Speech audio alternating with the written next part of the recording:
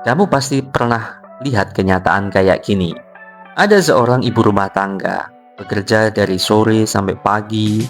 Pulang kerja, dia masih tetap harus menyiapkan makanan, mencuci baju, menyetrika, dan banyak hal urusan domestik lainnya. Sendirian. Yaps, sendirian. Nah, kamu harus tahu, fenomena ini itu disebut dengan istilah double burden atau beban ganda. Dan ini bukan cuma soal capek fisik, tapi bentuk diskriminasi gender yang masih dianggap wajar oleh banyak orang. Yuk ngertiin masalah ini di semester panjang, agar kamu semakin bijak ke depannya. Let's go.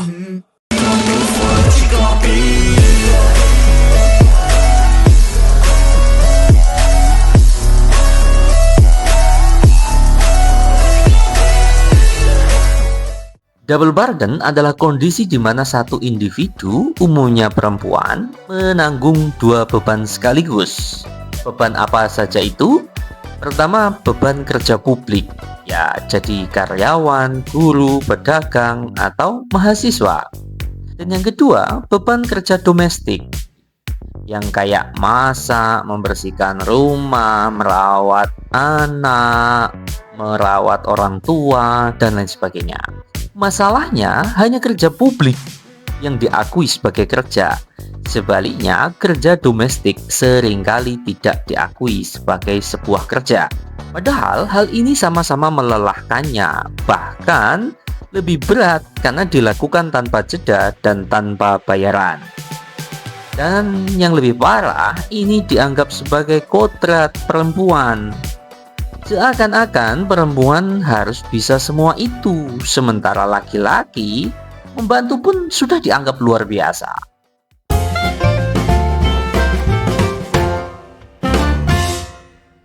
Ada beberapa alasan kenapa double burden masih sering terjadi.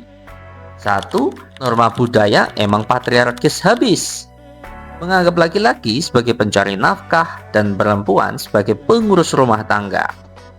Padahal kenyataannya, dua-duanya ikut bekerja. Dua, distribusi peran yang tidak adil. Pasangan hidup bekerja sama, tapi nyatanya hanya satu pihak yang memikul pekerjaan rumah tangga, alias istri. Tiga, kurangnya pengakuan terhadap kerja domestik. Kerja di kantor dapat gaji, sebaliknya kerja di rumah dapat apa? Capek. Dan akhirnya ini semua memunculkan ketimpangan energi, waktu, bahkan peluang karir yang dirasakan secara sepihak oleh perempuan. Efek double burden bukan cuma fisik, tapi juga stres yang berlebihan dan kelelahan mental. Karena tidak ada ruang istirahat, tidak ada pembagian kerja yang adil. Karir dan pendidikan pun bisa terganggu. Banyak perempuan harus menunda mimpi karena kewajiban domestik yang tak pernah dibagi. Selain itu, kesehatannya pun terganggu, baik mental maupun fisik.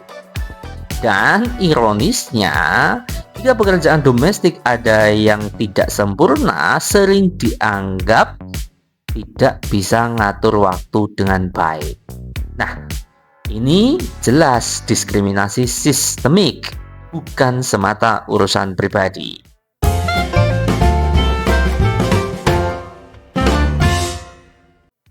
Nah, pertanyaannya kemudian, bagaimana kita bisa bersikap yang lebih baik di masa depan? Ada beberapa hal yang bisa dilakukan. Pertama, sadari bahwa kerja domestik adalah kerja, punya nilai, punya beban, dan harus dihargai. Dua, bangun komunikasi dan bagi peran yang lebih adil. Di rumah, di kos, bahkan di organisasi kampus, jangan biarkan satu orang menanggung semua hal di belakang layar. Gak boleh diam tuh kita kayak gitu. Tiga, dukung kebijakan kesetaraan.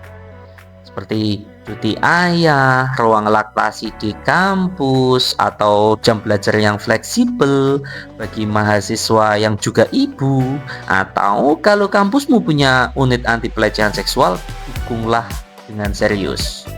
Ini artinya setiap orang punya hak untuk berkembang di dunia kerja, di rumah, dan di kehidupan sosial.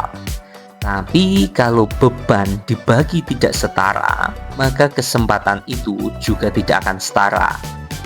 Kamu pernah melihat atau mengalami beban ganda yang seperti ini? Bagaimana caramu menyikapinya? Ceritakan di kolom komentar ya. Jangan lupa untuk like, subscribe, dan share video ini kalau kamu setuju bahwa kesetaraan itu bukan pilihan, tapi keharusan. Double burden tidak akan selesai kalau hanya satu pihak yang berjuang. Kesetaraan bukan berarti semua harus sama, tapi berarti semua mendapat ruang yang adil untuk bertumbuh. Sampai jumpa di video berikutnya.